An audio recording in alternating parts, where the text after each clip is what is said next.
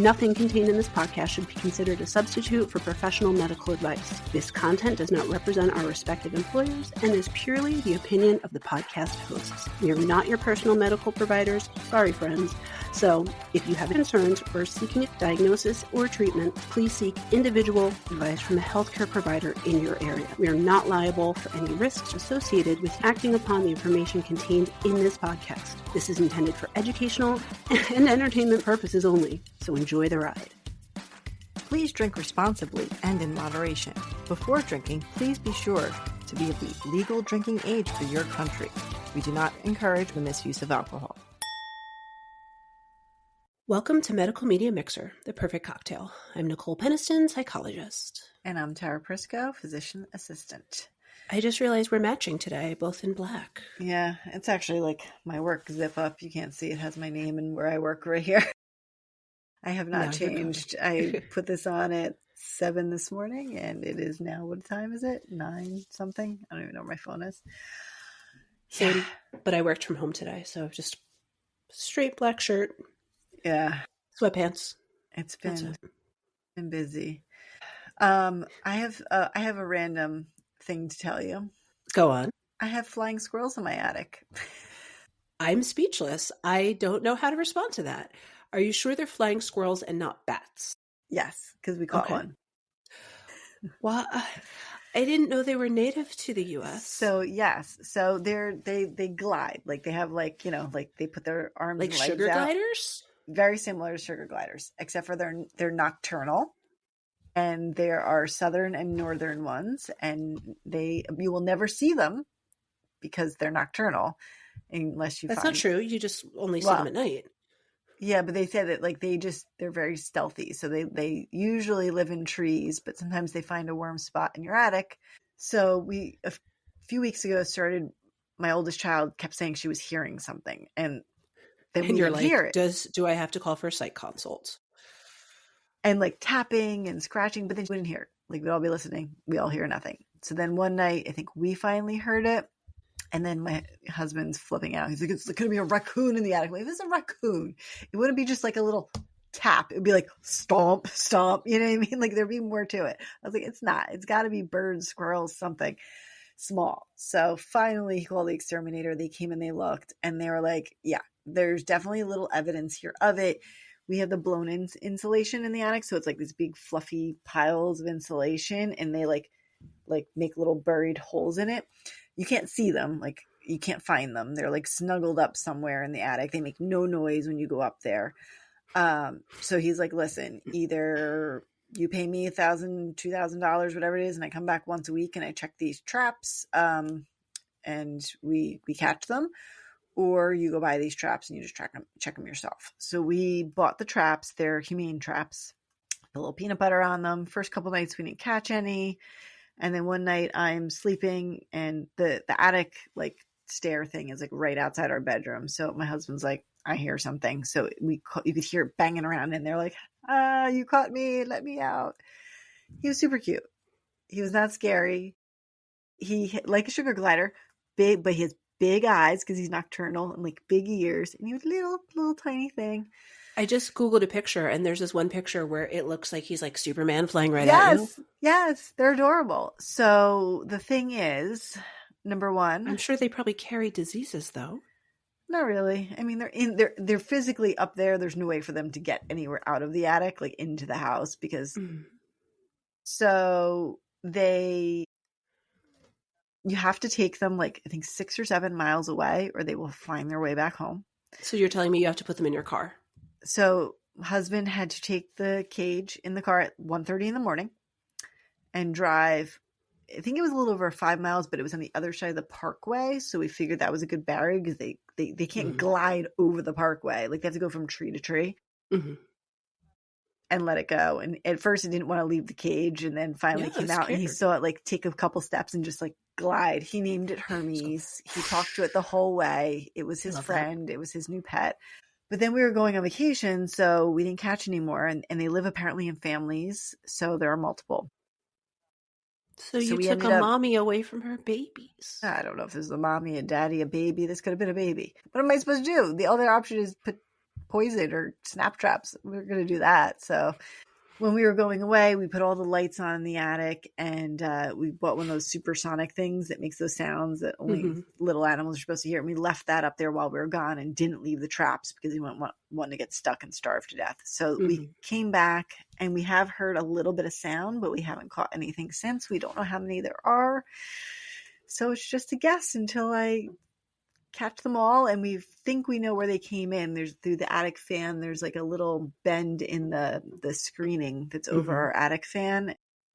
We think they don't need much. They need like an inch or two to squeeze through. So yeah, I said that it was like Alvin Simon Theater, even though they weren't chipmunks. Yeah, but these little guys are cute. I don't really want them in my house, but it's better. I find them less invasive and scary like than mice or like a raccoon. So I'll take it. We just gotta find a way out. That's fair. Congratulations. I don't know how to respond to that. Our new pets. Okay. Well, I hope Hermes is doing well. Or Mez, if you shall. Hermes is doing well out there. Living their best life out there. Yeah. Hopefully. It was a nice park, there were trees. So okay, well, good for him or her or them. Yeah, we don't know. We don't know how they identify. They, them. Let's use gender neutral pronouns. Yeah. So that's our recent saga. So I'm just waiting to catch another one. My husband's like, please not tonight. I really need a good night's sleep. Because you got to, like, what are you going to do? Leave them in there all night, like banging around, Do they like stressing themselves or out? Make noises? No, they were just stressed out. So they were like banging around. Then once he went and picked them up, it was like quiet. It was scared. Yeah. But, so we don't want to torture it either. So you got to take it in the middle of the night. So yeah. Well, best of luck to you all. I'm sorry. It could be worse. They could be bats. I was saying I don't have bats in my belfry, so Where is your belfry, though? Yeah, exactly. So, any other interesting things? You have any? I don't know how to follow that up. I really don't. I can't follow that up. The only follow up I have is that I really want a dog. And so I keep sending my mom TikToks of dogs getting adopted from shelters, like on their like adoption day, and like how they go from like sad to like super happy. Oh. And so I sent her a TikTok yesterday, and her response is, "I'm not crying, you're crying." You and your mom are going to adopt a dog together. She's going to have like joint custody. I said, "Don't you want to change a little being's life for the better?" And she was like, I did. And now she's 40-something years old. Like, thank you. Thank you, Deborah. Deb with the one-liners. You got to love it. She's full of shenanigans. It's where I get it from. You got to get a doggy. They're so cute. I mean, they cost a lot of money when you need to board them and you need to travel and do all that. Yeah, but I mean, that's pets in general. Right. But just like companionship. The joy that they bring. Yes. What did you used to do with Andy Cat when you traveled? I would board him at the vet. Or at like PetSmart or whatever. Yeah. So, I mean, Same cost. Same thing. And I remember, what was your dog when you were a kid? Oscar? Is that the name of it? Yes. I remember. And you didn't know me then, but I had a Tara. Oh, really? I did. Very briefly. We had a Cocker Spaniel named Tara. And we found out soon after we got her that she was very sick. Aww. And so we returned her to where we purchased her from because she wasn't going to survive very long. So. When I was in college, person who did like our advisory class, like freshman year you have to take, they had an Irish setter named Tara, and they would have them on campus in college. In my dorm in college, we had several pets. P.S. We weren't supposed to have any pets in the dorms. Right, I'm sure. But someone had an alligator, and we had 2 ferrets and multiple birds and a hamster named Forrest, who we trained to go for walks on a piece of ribbon that we made a leash out of. Laura and I had fish, and then we had asked an athlete who stayed during the break. Like everyone would go home for like winter break, and like certain sports they would have to stay, or if they're international students, was supposed to come to our room and feed the fish. But we came back to a science experiment. Oh, no. Let's just say that one of the fish that we got, the reason we ended up getting fish was so random. These wrestlers had piranhas, and they used to go to the pet store and buy like little dinky fish to feed the Mhm. piranhas. And inside their tank, they had like a rum bottle or some sort of liquor bottle. And this one, we named him Rich because Survivor, the TV show, was a big thing at the time. And Rich was the first survivor. Gosh, yes. Rich went in the bottle and saved himself from the piranhas and lived for a while. So they're like, well, we can't kill this thing. So then they gave it to us, and then we decided we are going to get more fish, and then it turned into a whole thing, and then they all died. So. Okay. I mean, that happens. Fish don't have a very extensive lifeline. I still have 3 fish that I inherited from my father when he passed. You did say that, yeah. 3 out of the 13. I have no idea how long he had them, and they are giant goldfish, and all they do is really make a mess, and we have to clean their tank. Is the one with the air bladder still with us, or has he gone? Yes, that one like rallied. Another one died after that, but that one rallied and just like came back to life. He's not ready to go. He has something to share with you first. I don't really know what it is other than they eat their own poop, but that's somebody's got to. Dogs and cats too, sometimes too. So. Oh my goodness. Oh my goodness. So why don't we get down to business? Yeah, what do we got today? So we've got an interesting story, a true story, if you will. Okay. And I don't like it literally is a true story. I don't know why you said if you will. If you will. I mean, it's just a true to make story. it fancy. So my cocktail, we'll start off with that, is called the Shrinking Violet. He's kind of purple. Dark. Kind of dark. It's hard to tell in this lighting, but it is like a dark purple. Very simple. 1 ounce of creme de violette, and then you top with sparkling wine. That's it. Okay. Pretty tasty. Yeah. So it's good. So it's like a Bellini or a mimosa type of a deal. Yeah. Except no juice. Right. Just 2 alcohols. Just alcohol. Or yeah. Yeah. And now I'm reading the recipe, and I was supposed to rim with lemon sugar. I didn't do that. That's okay. It's okay. I'm just drinking it. So do you that's think I should have my lollipop from the last episode during this episode for your entertainment? I don't know if I'm going to be able to tell my story and watch you eat a unicorn lollipop I don't know. and keep a straight face. I really don't think I can handle it. I don't think I can do it. Although I want to see if it tastes good as a lollipop, though. I mean, taste it. I can't. I mean, I can barely see you, but I know what you're doing, so it's making me. It's a good lollipop, but I don't know how anyone can eat one of these lollipops seriously. In any way, shape, or form, no matter how old you are. So moving on. Okay, continue. So I can stay appropriate. Focused. So I'm going to be talking today about the podcast that was then made into an Apple TV Plus show called The Shrink Next Door. Have you heard about this? I have. Okay. Have you actually either listened or watched? I think, no, I haven't listened. I feel like I fell asleep to some other show, and then that came on next, and I woke up to the middle of an episode of it. That's about much I remember.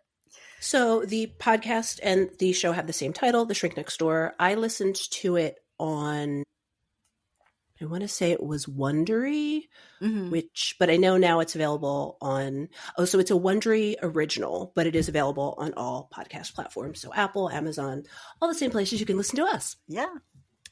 And so what both of these things, so the show is, as I said, on Apple TV Plus, and it is based directly on the podcast. So I'm just going to be talking about the show, but it's the same story. Mm-hmm. So in the show, the incomparable Will Ferrell plays our hero, ? Marty Markowitz. That is his actual name. This is an actual person's name. In real life. Marty Markowitz. And he is kind of a down on his luck, very shy, socially awkward man who is quite wealthy. And then the next person that we meet or that is important is his sister Phyllis. And the two of them together are running the family business. So then we also come to find out that Marty has recently broken up in a relationship with someone and is really struggling with dealing with his new single life. And because of this contentious relationship that I'll get into in a minute, his sister Phyllis convinces him to go see a therapist.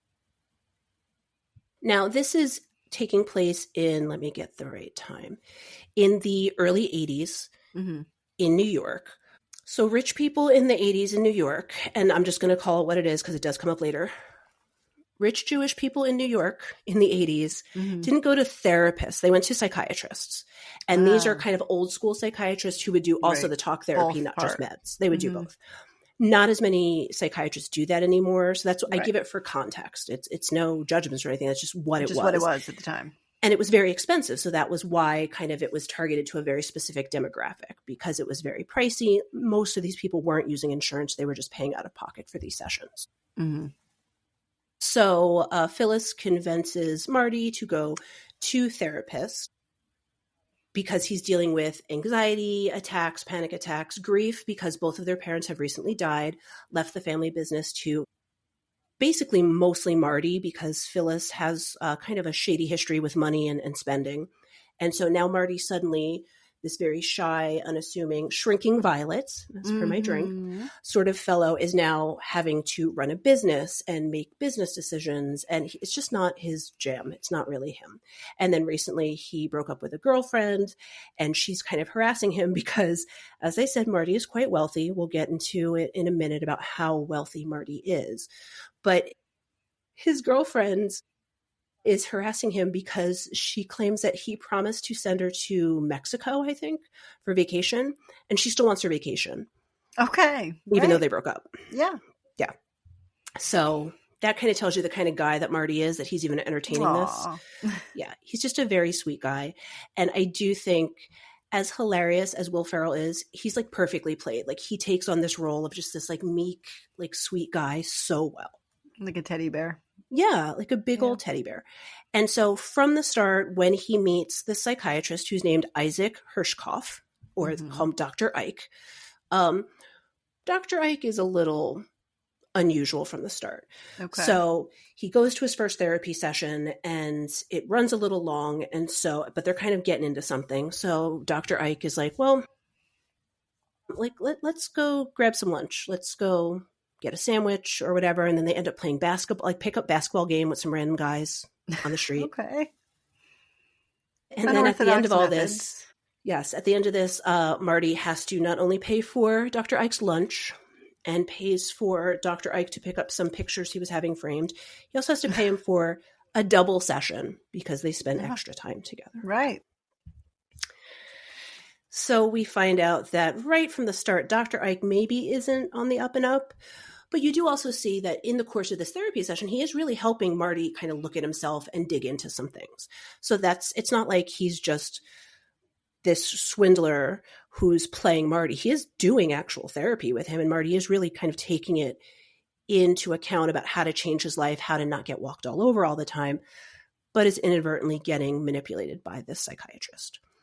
So when you're watching the show, and this is how the podcast goes too, so it's kind of like this flash forward, flash backward.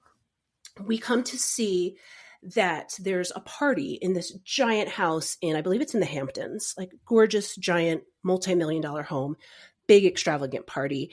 And you see Marty is basically like the guy who cleans up after the party. And you're just kind of like, okay, well, I don't know what this is all about. We later come to find out, and this is skipping ahead a bit, that this is Marty's house that Dr. Ike and his family have now moved into and are calling it his own. And Marty lives in kind of like a shed, a guest house. Oh my God. And is bankrolling everything for Dr. Ike. Poor Marty. Yeah. And keep in mind, this is a true story. This actually happened to this poor man. Wow. So over the course of several episodes, we come to find out how this plays out. So as they're digging into their therapy sessions, Marty starts to talk a lot about how he doesn't know how to be a man and he doesn't know how to take on this role of now being the head of the company and the head of a family. He's single. He's very childlike at points. And so Dr. Ike decides that because Marty's 40th birthday is coming up, he should have a renewed bar mitzvah. So, and then there's like kind of these flashbacks to how Marty's original bat mitzvah wasn't that great. He's bar mitzvah. Bat mitzvah is for girls. Women, girls, yeah. Yeah, sorry, I don't know a whole lot about that. So essentially at his first bar mitzvah, he was very shy and was kind of anxious and it didn't go well. It wasn't this dream situation that it should have been. And so Marty is So Ike is talking Marty into do a replay, like do it over, do it on your own terms, do it so you feel like you're becoming a man, because that's essentially what this ceremony is to begin with. And we come to find out through a series of conversations between Dr. Ike and his wife that Dr. Ike never got to have a bar mitzvah.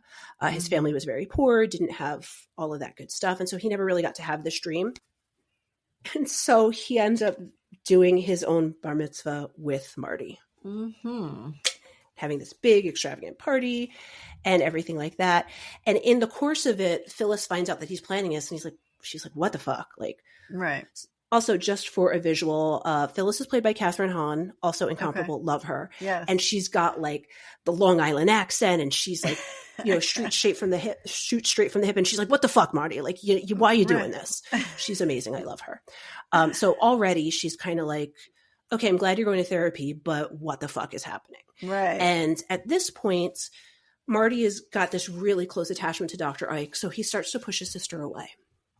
And then we come to find out why Phyllis didn't get to be part of the company is she has spent a lot of money. Her husband divorced her, and so she lost a lot of money in that, and then spends a lot of money both on her children and taking care of herself and being a single mom, but also just hasn't made very smart choices. And so that's why Marty is now the head of this essentially multi-million-dollar estate that their family has.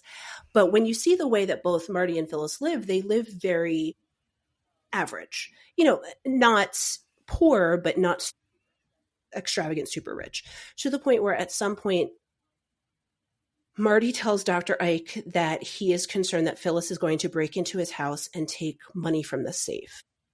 Because she's down on her luck and, she's really going through stuff, and he kind of holds all the purse strings and was like, I'm not giving you any more money. So he's concerned about that. And in the course of this conversation starts to list out all of this money that he owns, that he has. And Dr. Ike is just dollar signs for eyeballs. And he's like, you have a house in the Hamptons, you have this, you have gold bars in your safe, you have oh my goodness, millions of dollars. And Marty like dresses like a schlub. He's like wearing, like Dr. Ike is wearing his like members only jacket and is like the super cool, 80s guy. And Marty's just, plaid pants and an afro and, is a hot mess. Yeah. So again, Phyllis is like, can you please open up the trust funds? I'm going to get a lawyer to help me with this divorce so I'm not losing money and all this stuff. And he's like, no, I'm not doing it. And we come to find out this really is coming from Dr. Ike, because once he finds out how much money he has, he wants it all for himself. And so he starts to gets Marty to pay for more and more, to pay for extra sessions, to the point where, oh, poor Marty. It makes me sad because this actually happened. Yeah, in real life. Marty hires Dr. Ike as a organizational psychologist for his business. He has no training in organizational psych. He's being a consultant. At the same time that this is happening, Dr. Ike's wife gives birth to twin girls, which is very upsetting to Dr. Ike because he wanted a boy, not two girls. And so there's, he's having his own kind of identity crises and some difficulties about this. But still, he's continuing to get Marty to bankroll his life, to pay for his wife's things. So they are doing, what do they call it when it's like not a baptism, but for babies, but it's not a circumcision. But it's not a circumcision. It's a bris when it's circumcision. So whatever it is for girls. Yeah. Like a naming ceremony. There's probably a name for it. I don't know. So whatever he's, basically getting Marty to give him a bunch of money for all of that stuff too. And at the same time, Marty meets a girl. He goes out with her. Nothing really comes of it, but he's trying to move forward and become a man and become more independent. And right from the start, I think it's like their second or third date, this girl is like clocking that Dr. Ike is using him. Yeah. And she's like, Marty, what the fuck? Like, what are you doing? And he basically is like, oh, no, it's fine. Like, whatever. But you can also see that Marty's starting to think like, okay, like I just met this girl. She seems really nice. I really like her. Like if she's seeing something, like what am I missing? To the point where he gets so anxious and has a panic attack that he actually has a heart attack. Oh, yeah. And while Marty's in the hospital, Dr. Ike spends $20,000 of his money at a charity auction. Yeah. So basically, flash forward, Ike's father passes away and Marty goes to the funeral and is very supportive. And this is how Ike finds out about Marty's fancy house. And so Mhm. essentially what's happening is Ike is really devastated by the loss of his father. Marty, thinking more that they're friends, not therapist-patient Right. relationship, is like, I lost my dad. You helped me through it. Let me help you through this. Come to my house for the weekend. Mhm. They never leave. And they never leave. Yeah. Yeah, they come to the house for the weekends. Like I said, Marty eventually gets relegated to the guest house. And it's continuing. It just gets worse and worse and worse, to the point where now Marty Ike is throwing these parties, giant parties at Marty's Hampton house, to the point where he's bussing in, like full ass buses, people from New York City to the Hamptons for these parties. They're theme parties. So there's like a luau party, and there's, This is very 80s New York, right? Super 80s, super cringy. A lot of this stuff would not fly these days. So Marty is kind of, at this point, he's confused. He really doesn't know what to think, but he's also, at this point, alienated his entire family. So all he has is Dr. Ike and Dr. Ike's family. So as part of him getting kind of relegated to the guest house, he builds a koi pond and he starts raising koi fish, and he becomes very, very attached to these fish. And then Marty has to go back into the hospital again he has to have a hernia surgery, some other medical emergency, and he has to go into the hospital, and he says to Ike, can you please just make sure you feed my fish while I'm gone? I'll be back. Just take care of my fish. Ike doesn't. His fish die. That's the story. I know. That's why I was like, wait a minute. And so Marty is devastated. Like, there's this one scene, it's so heartbreaking, where he literally like scoops out the dead fish and is like talking to him and has like a little funeral for the dead fish, because he's named all of his fish. So all of his fish, he knows who is who and what they like and what kind of food they like. And one's got something on his gills, and he's like, oh, how you doing with the stuff on your gills? And it's so cute. So he's devastated now, and he breaks down in front of Dr. Ike's wife, and she plays a really weird role, because you kind of know that like she knows what's going on, but also like she kind of keeps herself at enough distance so that she's not complicit, but like she's not blind to what's going on either. Like she knows she moved into this dude's fucking house with her kids. Like, come on. So this continues on for years. Jeez. How many years do you think this has happened? Oh, I don't know. I'm going to say 5. We started in 1982. Mm-hmm. No further guesses? Like 2000? Like, this case went to court in 2021. Oh my God. Yeah. So it lasted until around 2000, I want to say 15 or so. And I do have another link that maybe it'll have the exact dates. But essentially, after Marty loses his fish, he's starting to kind of take stock of like, okay, this dude is trashing my house. I'm living in the fucking garage. Like, what happened to my life? And he decides to slowly move away. And so he stops attending these therapy sessions. Now, this man lives in your fucking house. How are you not going to therapy? But you know what I mean? Like, he's starting to set boundaries for himself. Now, in the course of all of this, Ike convinces Marty to set up a foundation in New Jersey, which we know is really just a front for more money to go straight to Ike. But at this point, Marty gets a lawyer and starts looking into the foundation, and it is like, okay, like enough is enough. We need to stop this. And he does eventually reunite with Phyllis, his sister, who helps him kind of get his shit together, stand up for himself, and is reconnecting back with his family. And he sues Ike in an attempt to get his license revoked. But Ike keeps trying to pull Marty back in and be like, look, we went through all this. Like, we have a relationship together. Manipulation continues. Yeah. Yeah. And so eventually they were able to cut that relationship, and his license was eventually revoked, but not until 2021. Jeez. And unfortunately for Marty, he never returns to therapy, despite having stuff that he wants to work on, that he knows he needs to work on. How do you ever trust someone? Exactly. This relationship just ruins him, his trust of anything. And he literally lost his family for decades over this. Wow. And so the entire thing lasted 30 years. Jeez. That's insane. Yeah. 30 years of manipulation. So, and as I said, this is based on a true story. There'll be a link in the show notes to the New Yorker New York Post article, sorry, about the real Marty, and has pictures of real Marty and real Dr. Ike and the whole experience that he went through. Yeah. And so at this point, so part of what I didn't go into, just because it's like a peripheral thing, is that Dr. Ike loved celebrities. And so that was a big lure for him to have all this money, to have this gorgeous house in the Hamptons.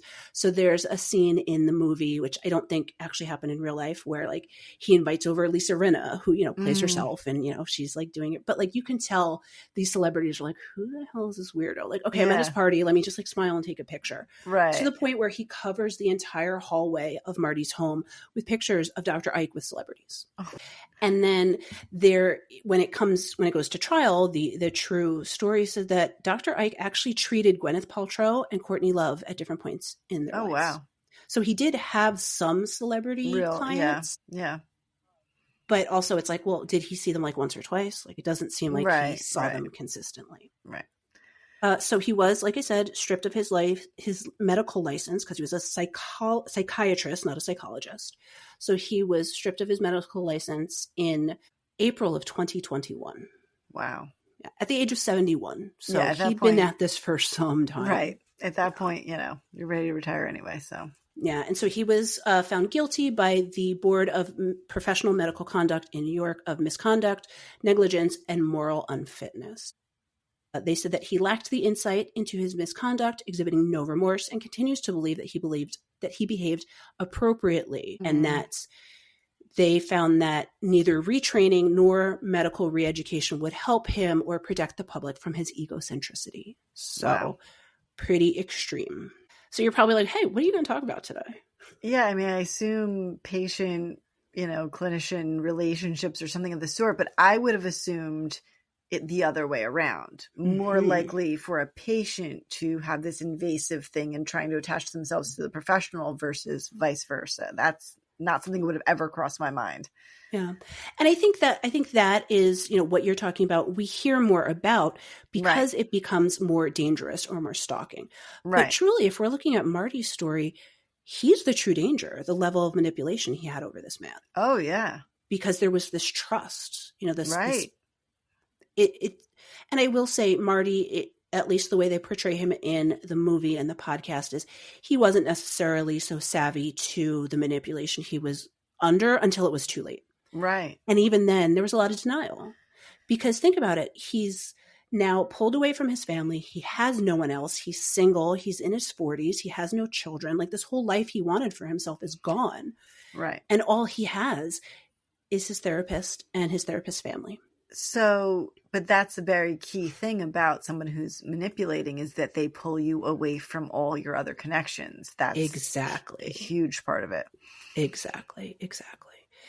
And so apparently Marty Markowitz has a girlfriend in Thailand, and he's getting ready to enjoy his retirement.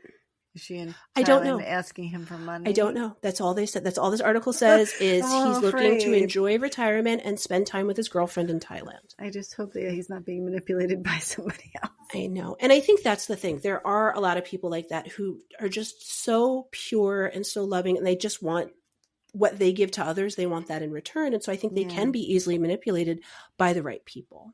Yeah. And so it's kind of sad that can happen. So I'm going to talk about manipulation tactics. Okay. And so this kind of goes both ways. So manipulative behavior is one of the many reasons why people, especially in my field, don't like working with people who have personality disorders, because manipulation can happen quite often. I think the misunderstanding with that is when someone has a true personality disorder, like narcissistic personality disorder, borderline personality disorder, things like that. And I'm not going into all the personality disorders. Yeah.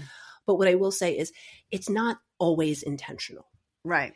Sometimes it's just and a lot of these personality disorders come from a root of trauma or difficulties socially. And so it's become a way for them to feel loved and accepted. Right. For them to cope with their own stuff.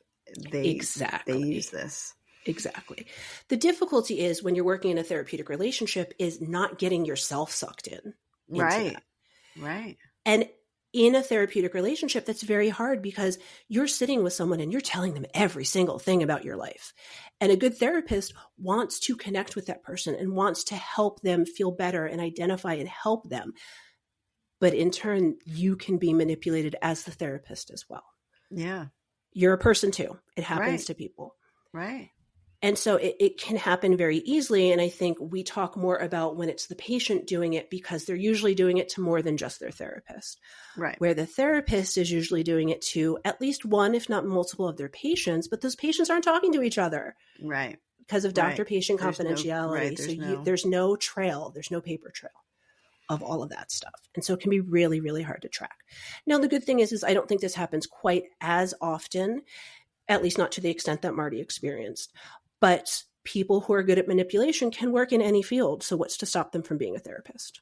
Yeah. Or a psychiatrist or a medical doctor? Right. Or your children's teacher? It can be anyone. Yeah. So some of the things is psychological manipulation. It's a type of social influence that aims to change the behavior or perception of others through abusive, deceptive, or underhanded tactics. And so at points in the movie and the podcast, it seems more underhandedness, but it does become later deceptive because Ike is starting this foundation that he's really just using to filter money, where in the beginning, Marty thinks, okay, this is just charity. Like, charity's great. I've got money. Like, I should give back. Like, this is good. Yeah. And then it does become abusive when he's essentially making Marty like his little housemaid. He's having these parties and he's telling people this is his house when other people are like, dude, you don't fucking live here. And he's like, yeah, it's my house. And then Marty will be right there at the party and he's like, oh, can you go clean up those dishes? Or, oh, shouldn't we be on the grill right now? So he's definitely using those more severe tactics later on once he's kind of already got Marty in his web. Right. And it's a position of power being a professional of that type. Exactly. That's definitely a position of power, even though you're not their boss, but you are someone who's well respected in society. And I think that's the key with what's going on with Ike and Marty, and what I was always taught is always being very aware of the power differential in the therapy room, about despite how much you might identify with someone or you might joke around or you might be more casual, you do always have the upper hand. You're the one getting paid. Mm-hmm. And I think that can be really, really tricky for a lot of people. I've personally had patients say things to me when I'm like, oh, you canceled the last minute. I have to charge a late fee. And they're like, what, you're just in this for the money? I'm like, yeah, it's my fucking job. It's my job. This is, and I'm not like saying it that way to people, but like I do have to remind people, like, this is a business arrangement, like, and these are the business rules, and this is the way that it works. And, I'm not charging you a late fee because I'm trying to get off on something. I'm trying to make a living. Right. And yes, I know everything about you. And with my patients, I do think about them on off hours and wonder how they're doing, or I'll think of something, oh, I should say this in the next session, or we should work on that. Right. So it's like, it's not just a financial arrangement, but it is a financial arrangement. Right. And I think that can be really hard for some people, especially when we do have to have those difficult conversations about late fees or no shows, or, your credit card was declined, or your insurance changed and I don't take your insurance. And I think people can feel really hurt by that and feel like they're being manipulated, but that's not manipulation. It's not. But it's easy to cross a line there, feeling so comfortable with somebody that they can interpret it as more of a relationship than it is. Yeah. And I think people tend to assume that this type of manipulation happens more in like intimate partner relationships where they become abusive, or like cyberbullying, cults, things like that. But it can happen in any relationship that you have with someone. It just depends on the depth of it. It depends on the circumstances of what's going on, whether you realize it or not. Right. And so some examples can be, playing mind games, gaslighting, peer pressure. And then that's going to lead to damaged relationships, distrust, blurring of boundaries. It can really destroy people's trust, both in the therapeutic process, like it did with Marty, but also just trust in themselves. Like, how did I not see this? How did I not know this was happening? And so the steps to preventing that manipulation from happening are making peer connections, not just with your therapist, but with other people who are in therapy, or, other people who can kind of look at the situation from the outside, give you information about red flags, learning to identify and express your own feelings. So I think that was something really that Marty struggled with, is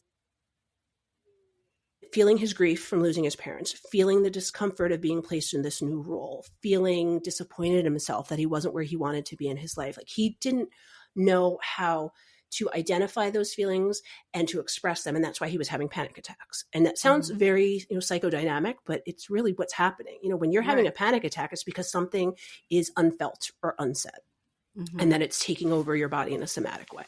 Right.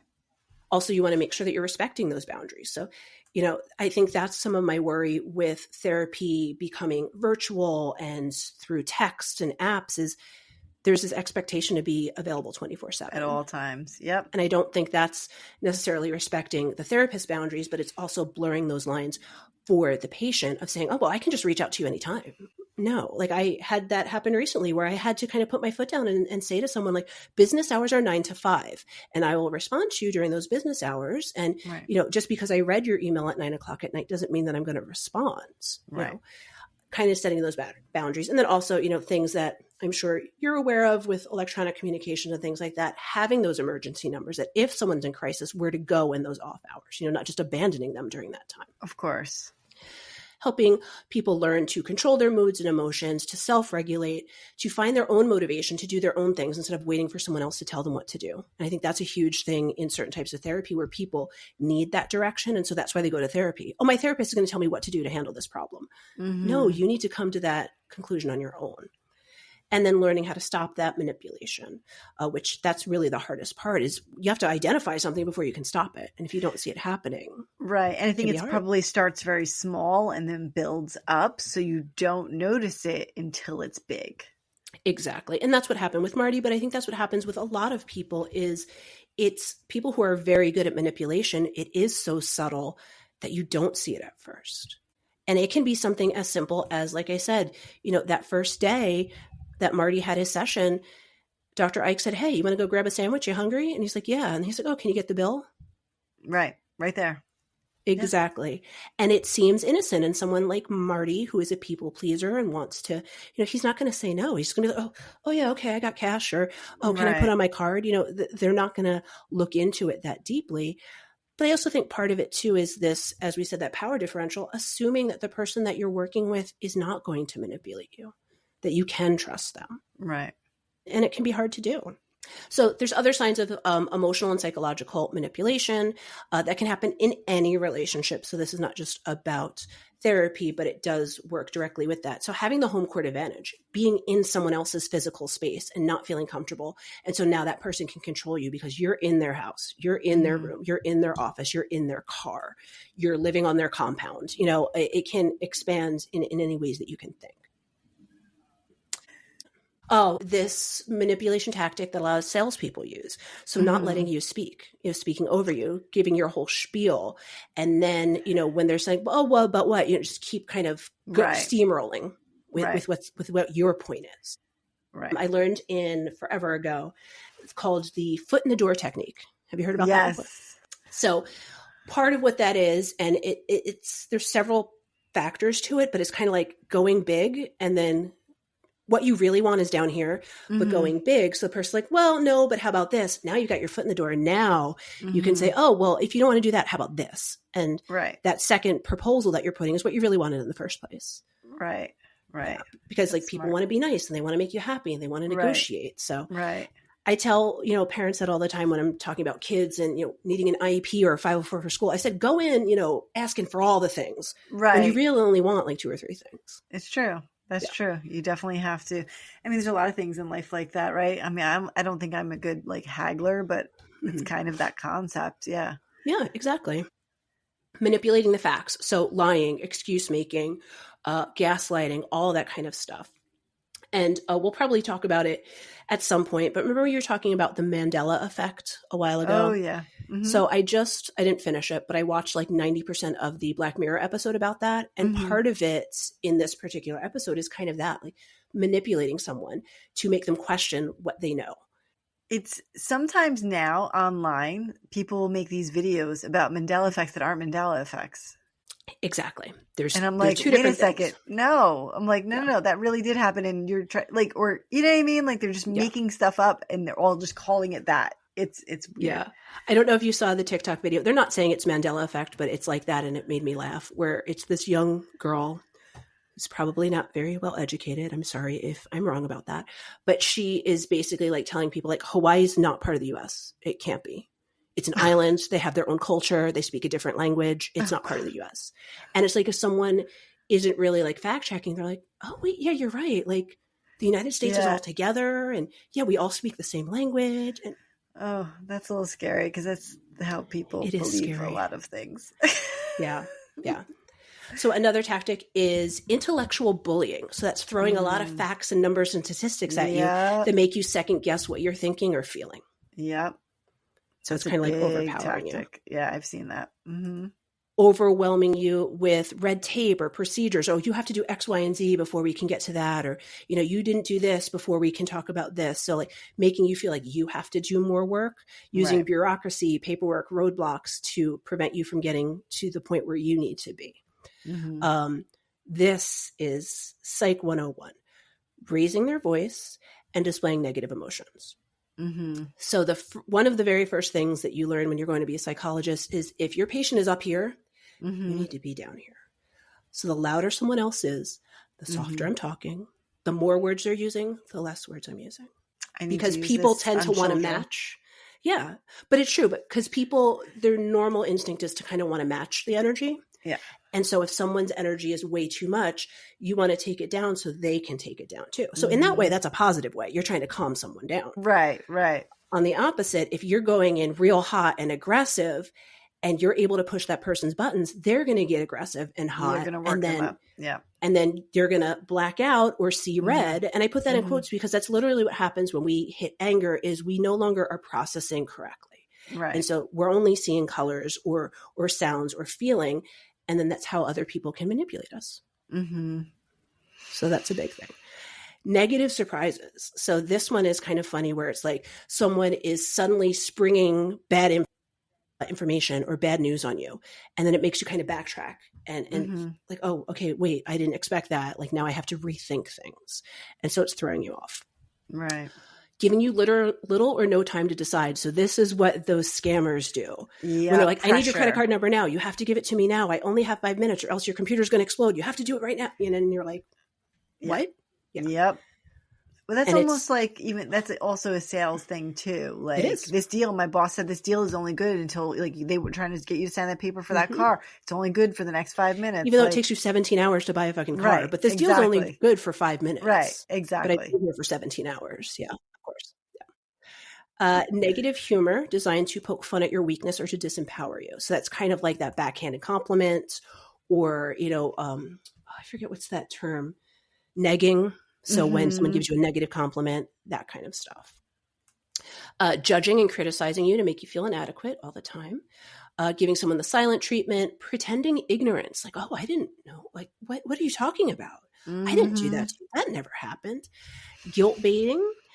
Victimhood. So always turning around like, oh my gosh, you did this to me. I didn't do anything to you. So these are all things that I think we see a lot more in those, like I said, intimate partner relationships. It can happen in families between, parents and children, things like that. But those are ways that people are manipulating you and you don't even realize it until after the fact. And I think the key is making sure that you are confident and strong enough in yourself to try to shut that down and not end up like Marty and 30 years later having lost everything. Everything. All your money, just all of his money, his family, his time. And that's something that comes up a lot that's very endearing in the film is like you kind of see Marty and it's complete silence. You just see him cleaning up after a party and you kind of just see him like looking at the shambles of his life. And it's like, how did this happen? Yeah. Why did this happen to me? How did this happen? How did I get here? How did I not see this? Right. And the really sad part when this all happens, it happens like shortly after his hernia surgery. So he's literally like cleaning up glasses and turned over tables and you see he's bleeding. Aww. And he has like this flashback to the hospital where the doctor's like, you have to rest. Like you can't do anything. And he looks down and he's like, I'm ruining myself, you know? Right. And there's just one very funny part of the film, which I do think happened in real life too, where Ike wants to collect these giant ceramic cows. I don't know if you've seen them. They actually have some around New Jersey in certain parts. Oh, yeah. but he has them at the house. Okay. And Marty like takes a sledgehammer to one of them, and He's like, that's it. yeah, he's like, fuck this cow. Yeah. Oh my goodness.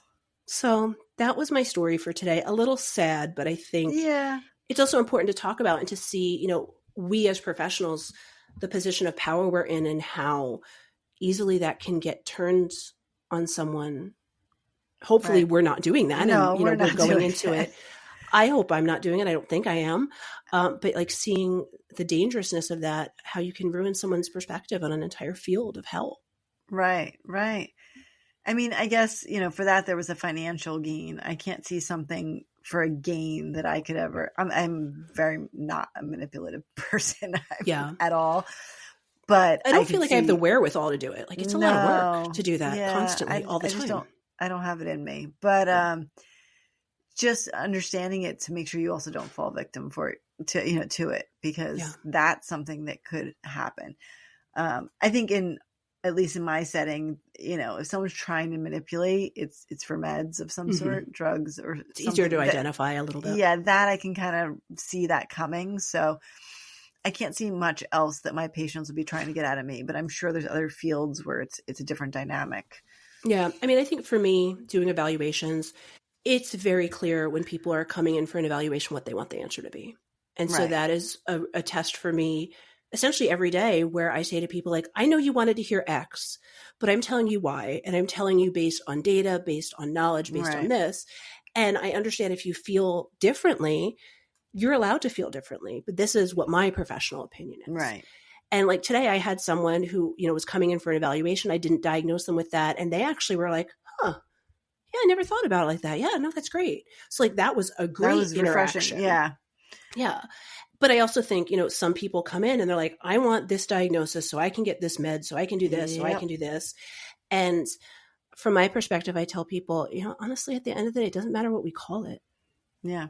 It's how we treat it, how we manage it. If we can fix it, great. If not, it's how do you cope with it? Right. And so it doesn't matter if I give you the diagnosis you're looking for or not. It's what do you do with what's going on with the you? Information. I can see people who work in orthopedics or things like that for motor vehicle accidents and workers' comp injuries, that being a big area with that. And I have seen in my practice, a family member manipulating a patient, where I actually did report to Adult Protective Services. I don't think anything came of it, but I did it anyway. And I have another where they're being manipulated online, and now their family is going to intervene and actually drive across the country to basically have an intervention because this person is being manipulated by someone online and giving them all their money. So I've seen it in that way. And I'm kind of like, on my end, I don't have a whole lot of advice. Here's some resources. Call police. You can call, you know, for whatever, a mobile outreach if there's, you know, like a problem with a little intervention. But that's kind of the only place that I would see it. Yeah. In my field, I see it a lot, unfortunately, in teens and young adults who are on the spectrum being manipulated online because they're already struggling with social cues. And then when you take the facial expressions and the tone out of it, and now it's text, I've seen a lot of people get manipulated or coerced into sending nudes, into those kind of sexual, dangerous situations.